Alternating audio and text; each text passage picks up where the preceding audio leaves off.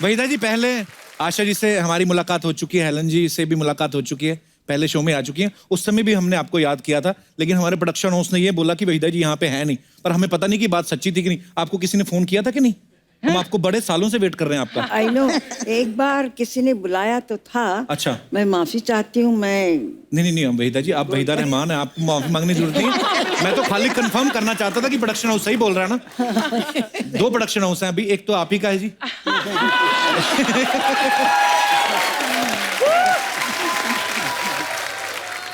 Hindi cinema में आपका contribution जो है कोई भुला नहीं सकता।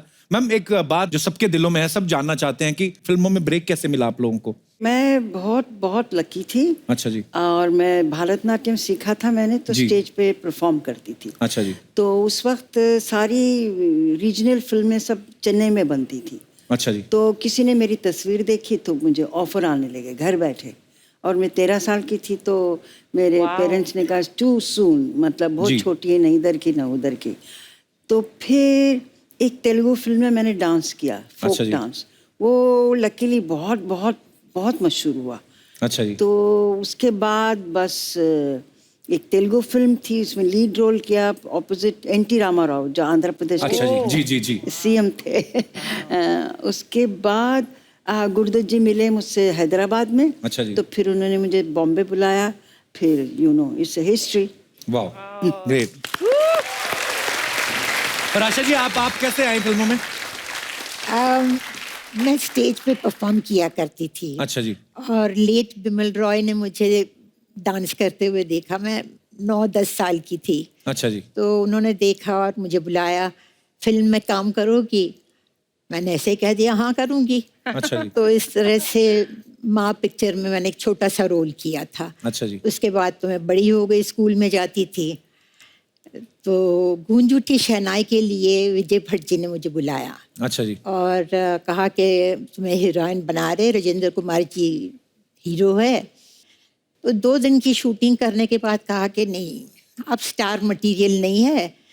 अच्छा। आप हम आपको नहीं ले सकते हैं। स्टार मटेरियल नहीं। तो हमको निकाल दिया गया। 1 हफ्ते में मुहूर्त था बहरूपिया का, और वहाँ एस मुखर्जी मिले, बोले कल फिल्मालय आ जाना। मैंने कहा अभी फिल्मालय क्या करना है, अभी तो मुझे डॉक्टर बनना है, मुझे तो नहीं जाना है। इसी तरह से वहाँ पहुँच गए। और फिर तो सबको मालूम है कि दिल दे के देखो कि हीरोइन बन गई।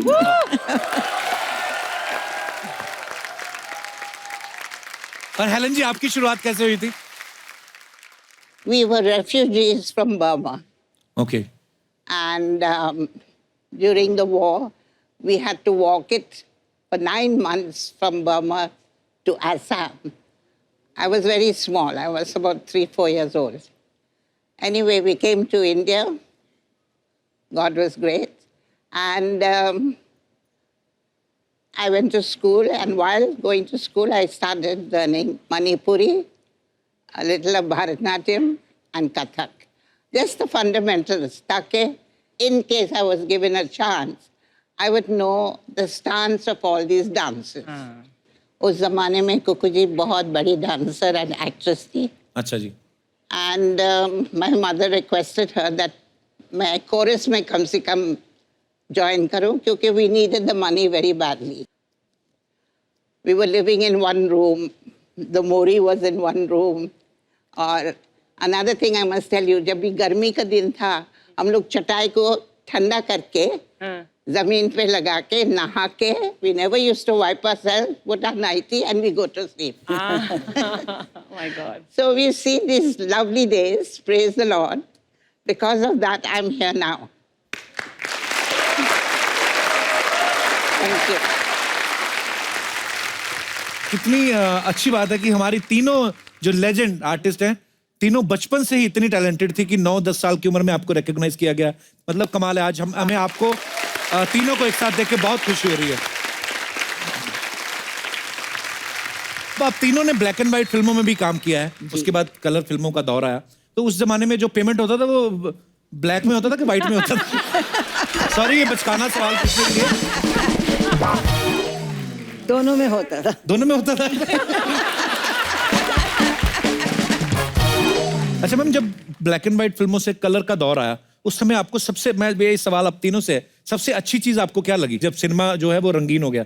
मुझे बल्कि ठीक नहीं लगा, क्योंकि उस अच्छा। वक्त लाइट बहुत ज्यादा इस्तेमाल करते थे। ओके। क्योंकि उनका फिल्म का एमल्शन कुछ कम था, ज्यादा था, something like that, technical thing. तो मुंह सारा जल जाता था। एक आइस बकेट में एक अच्छा। शामो लेदर कहते थे, उसको डाल के रखते थे, फिर मुंह पे लगाते रहते थे अच्छा बिफोर जी। The take. तो मैं कहती थी कहाँ फंस गए हम, इतनी ज्यादा गर्मी थी। और उस वक्त एसी तो थे ही नहीं कहीं भी, ना जी। कमरों में ना स्टूडियो में, तो बुरा हाल होता था। मैं तो कहती कलर में शुरू कर दी पिक्चर, हाय मर गए।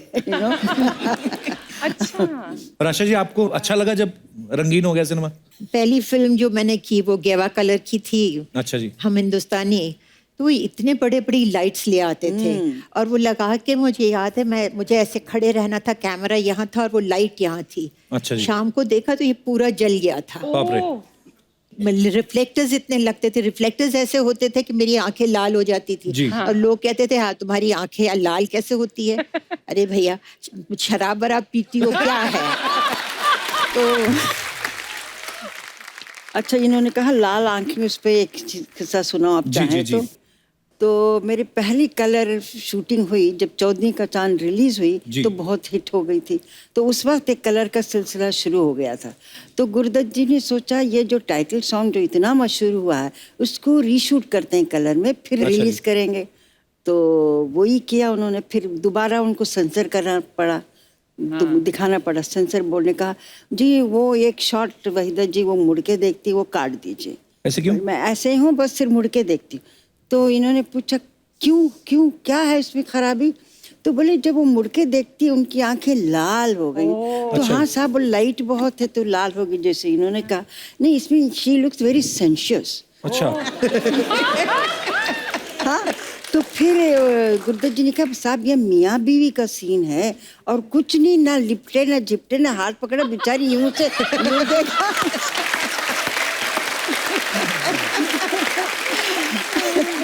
अगर वो सेंसर बोर्ड वाले अगर अब हों तो जी। बेचारे वो देख के तो बेहोश हो जाएंगे। आजकल तो बन रहा है। तो हेलन जी, उस दौर में जैसे आशा जी ने, वहीदा जी ने बताया कि लाइट्स बहुत ज्यादा होती थी और ऊपर से डांस करना, डांस में तो रीटेक भी और होते होंगे बिकॉज छोटे छोटे शॉट्स लेने हैं और इतनी सारी लाइट, आपको भी परेशानी होती होगी फिर तो? I was very happy that it was in color ji. because my costumes were very colorful. Ji. I could wear those feathers and I could, ji. you know, and I looked much better. So for me, color was lovely. Kapil, मैं जैसे आप सबने बोला कि इतनी गर्मी वगैरह, and then हम तो आज वैनिटी वैन मिलती है हमें और हम लोग इतने एयर कंडीशन कंट्रोल एनवायरनमेंट में शूट करते हैं। तो मैम आप सबसे पूछना चाहती हूँ कि आप लोग कैसे मेकअप करते थे? कभी जंगल में शूट है, कभी यहाँ, तो वैन तो होती नहीं थी। राइट। अर्चना, आप मानोगे नहीं, मुगले आजम जैसी पिक्चर बनी मोहन स्टूडियोज में, जी। वहाँ एक वॉशरूम नहीं था। बाप रे। तो एक बार मैं और लेट महमूद एक्टर, जी। हमने तय किया कि हम पैसे देते हैं। स्टूडियो ओनर को कहा भाई 2 बाथरूम बना दीजिए। दो। तो आफ्टर हम बोल के हम चले गए कि अगली दफा आएंगे शेड्यूल पे। 10 दिन के बाद आए तो जी हमने जल्दी से पूछा वो मैनेजर को, बाथरूम बना? हाँ जी इंतजाम कर दिया हमने। अच्छा अच्छा जी। क्या इंतजाम किया? वो कॉरिडोर में उन्होंने एक थंडर बॉक्स रख दिया था। बाप रे।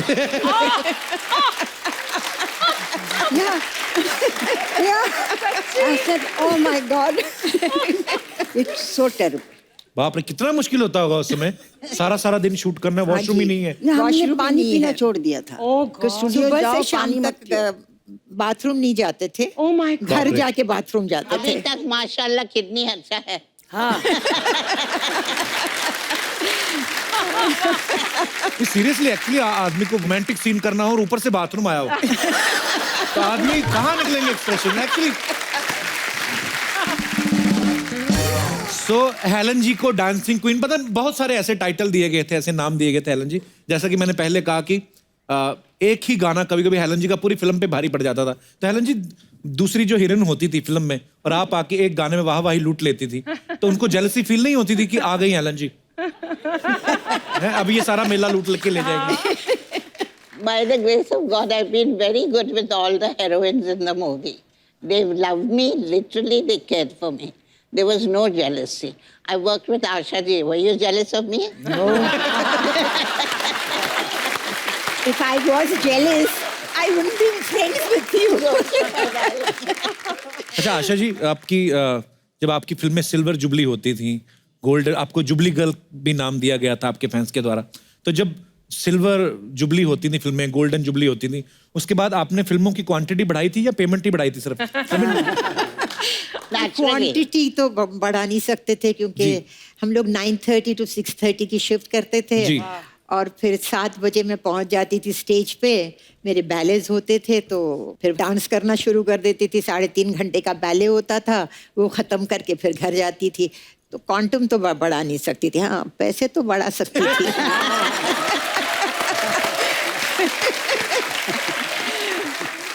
आशा जी, आपने तकरीबन सब स्टार्स के साथ काम किया है, जी। तो आपको अपनी जोड़ी सबसे ज्यादा किसके साथ अच्छी लगती थी? मेरी पहली फिल्म शम्मी कपूर जी के साथ थी। अच्छा जी।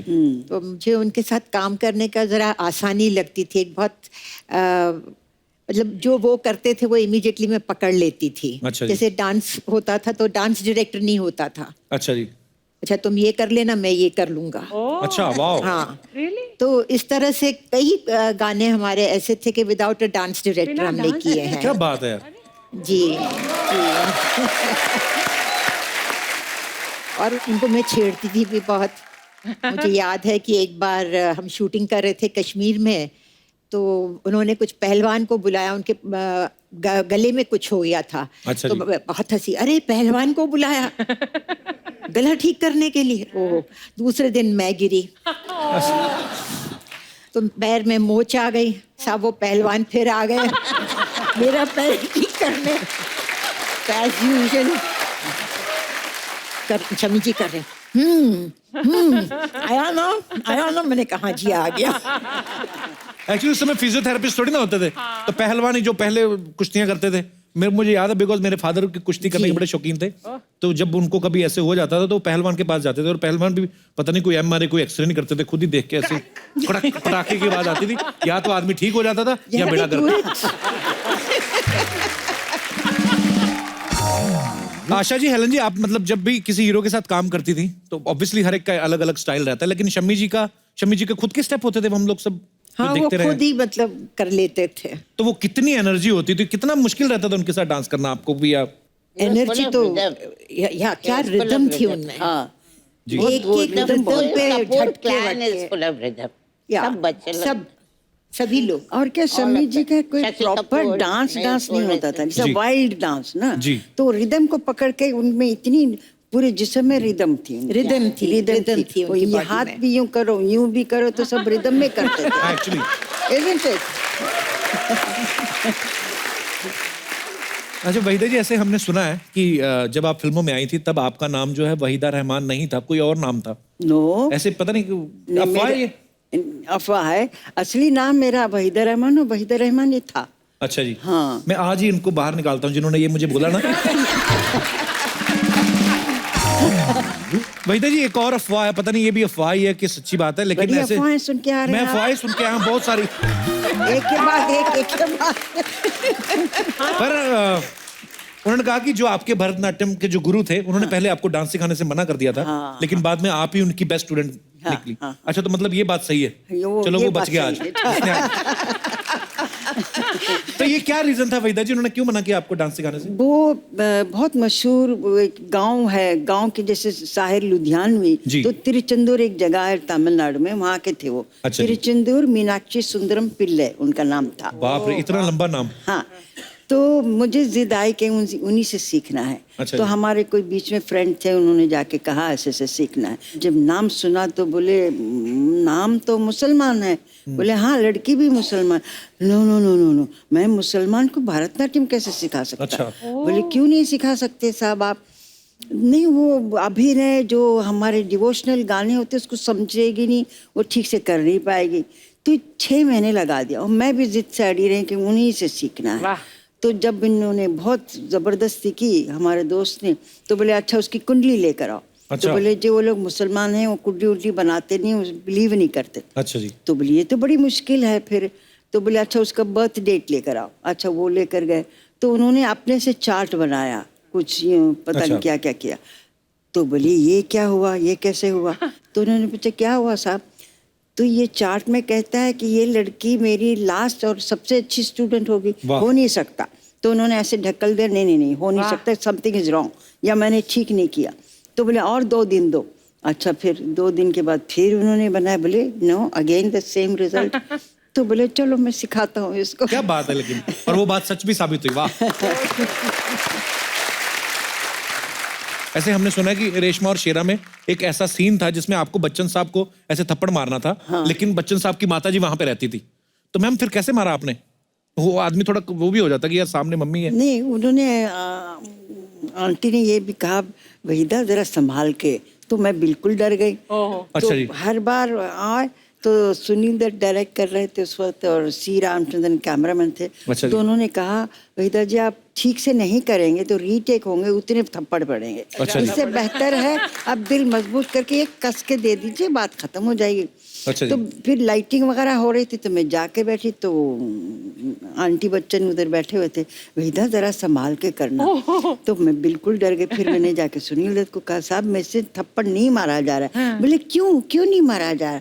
कि वो आंटी ने कह दिया जरा संभल के। तो बोले ओहो, तो फिर आंटी को कहना चाहिए इस शॉट के लिए आप बाहर जाके बैठिए। अच्छा, तो बाहर भेजा फिर उनको? बाहर भेजना पड़ा। तो उसके बाद फिर सब सेट पे असिस्टेंट डायरेक्टर सुनील दत्त सब कहने के एक ही शॉट, एक ही टेक, एक कस के लगा दीजिए। मैंने कहा अमिताभ बहुत कस के लगाने वाली हूँ। हाँ कोई बात नहीं। खैर शॉट हुआ, लकीली पहला टेक ओके हुआ। तो फिर अमिताभ कहेंगे वहीदा जी काफी अच्छा था।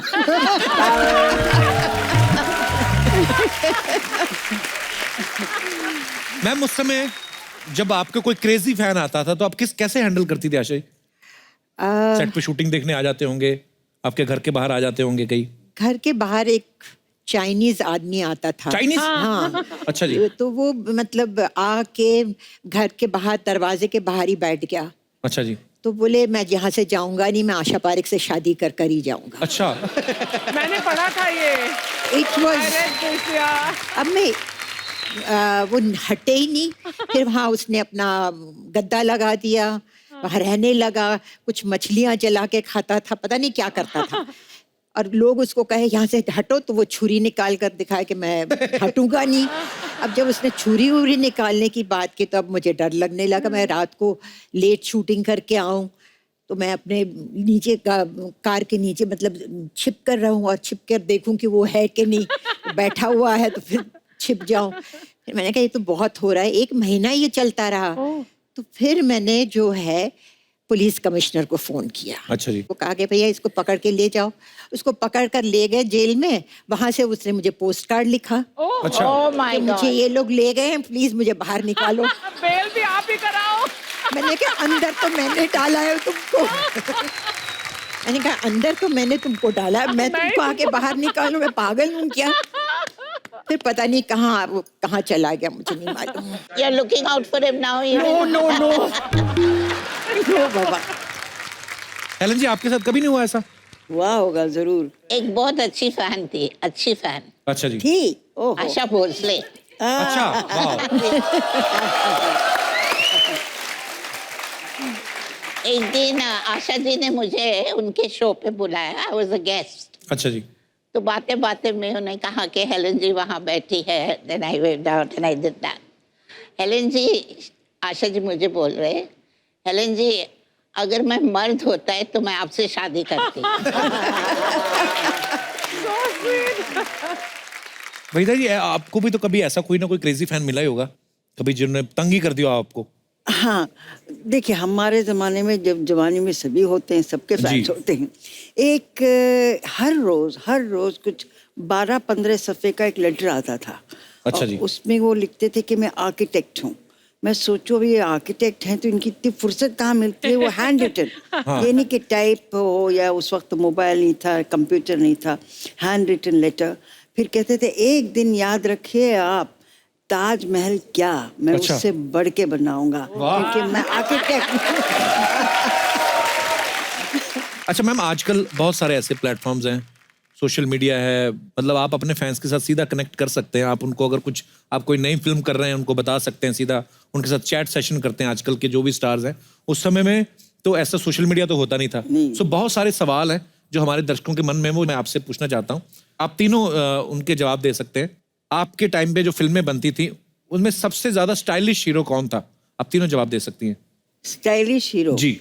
मेरे कैटेगरी में जो देवानंद थे, अच्छा जी, फिर देव साहब। शम्मी कपूर थे। शम्मी कपूर साहब, वाह क्या बात है। आशा जी आप? मुझे लगता है फिरोज खान। फिरोज साहब, जी जी, फिरोज वाह। खान। हेलन जी, आप तो खुद इतने स्टाइलिश नहीं, लेकिन आपको कौन स्टाइलिश हीरो लगता था? देवानंद। देव साहब, वाह। उस समय शूटिंग पे सबसे ज्यादा लेट कौन आता था? राज कपूर। राज कपूर साहब। सब आप सब सहमत हैं आशा जी? आप ये सब? बड़ा टेढ़ा सवाल है। हंसने वाला मगर आते सवाल थे है। लेट। मैंने 2 पिक्चरें की उनके साथ। अगर 9:30 से 6:30 तक की शिफ्ट होती थी जी। तो वो 2 बजे आते थे। अच्छा जी। तो फिर आधी शिफ्ट चली गई, फिर लंच खा के फिर आराम करके उठ के अच्छा। तो फिर मैंने प्रोड्यूसर को कहा आप 2 से 10 की शिफ्ट की रखिए। अच्छा जी। दोपहर के 2 से रात के 10 से। बोले हाँ अच्छा आइडिया है, चलो वो कर दें। तो वो 2 से 10 बजे की शिफ्ट रखते थे, तो वो 6 बजे आते थे। फिर एक दिन उन्होंने, मैं कहती थी क्या राज जी मैं बैठ बैठ के थक जाती हूँ। नहीं सॉरी। एक दिन मिल्क कॉलोनी में शूटिंग थी, तो मेरे प्रोड्यूसर ने कहा वहीदा जी आप घर से मत निकलिए जब तक मैं फ़ोन नहीं करूँ।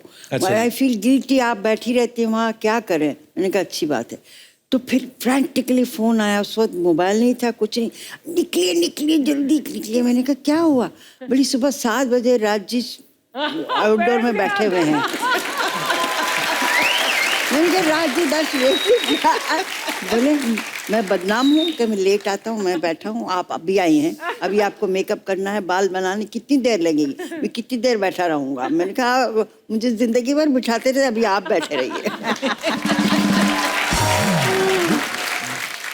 ऐसे कौन से एक्टर थे जो दूसरों के डायलॉग चेंज करवा देते थे? ऐसा कोई था?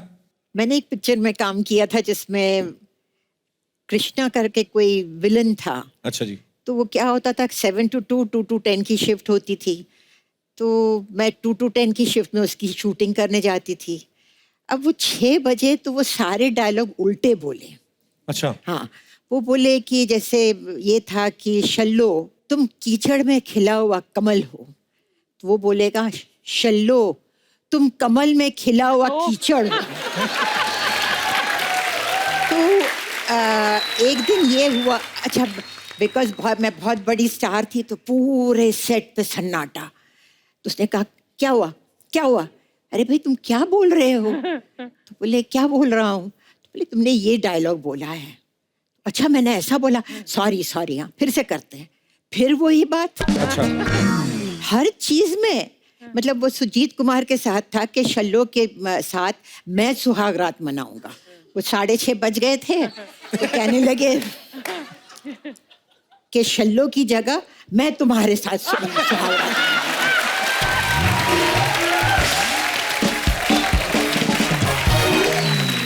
अच्छा हेलन जी, कोई ऐसा एक्टर भी था जो सबसे ज्यादा, मैं ना मेरे शो पे जो भी हीरोइन आती हैं अपनी फिल्म की प्रमोशन करने के लिए, अब तो खैर मेरी शादी हो गई है, मुझे ऐसा बोलते हैं कि तुम फ्लर्ट बड़ा करते हो। हालांकि मैं करता नहीं हूँ, मेरा हो जाता है। अच्छा उस समय भी कोई तो हीरो ऐसा होता ही होगा जो बड़ा फ्लर्ट करता होगा। अगर आप चांस देंगे तभी फ्लर्ट करेंगे ना। उनको मालेंगे एक थप्पड़ मिलेंगे तो चले आएंगे।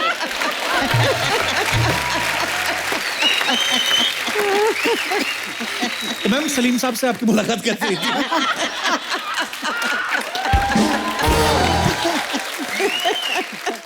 ये सलीम साहब का नेक्स्ट प्रोग्राम होगा तो भी आप पूछ लेना। दोबारा बुला लीजिए दोनों को। दोनों क्यों, तीनों।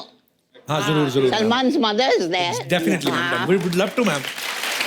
That will be something.